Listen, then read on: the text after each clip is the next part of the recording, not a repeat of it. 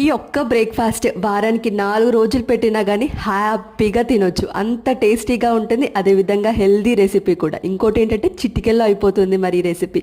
అదేంటో తెలుసా? Vote meal. మనందరికీ తెలిసిన ఓట్ మీలే, కానీ నేను ఏ స్టైల్లో ప్రిపేర్ చేస్తానో ఒకసారి ఈ వీడియోలో చూసేయండి. ముందుగా ప్యాన్లో ఒక 2 కప్పుల వరకు పాలు వేసుకుంటాను. అదేవిధంగా ఇందులో ఒక 2 కప్పులు వాటర్ కూడా వేసేసుకుంటాను. ఇంకా నెక్స్ట్ సన్నగా చాప్ చేసుకున్న బాదాము, అదేవిధంగా 3/4 కప్ ఓట్స్ వేసేసుకొని దగ్గరగా ఉడికించుకుంటాను.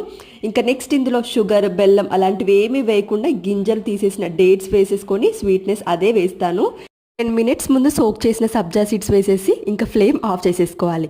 ఇంకా ఫైనల్గా మనం తినే ముందు మనకు నచ్చిన ఫ్రూట్స్ వేసేసుకోవాలి. నేను ఇక్కడ యాపిల్, బనానా వేశాను. మీకు కూడా బనానా ఇష్టం లేకపోయినా లేదా డయాబెటిక్ పేషెంట్స్ వాళ్ళు ట్రై చేస్తే కనుక ఈ బనానా స్కిప్ చేసేయండి.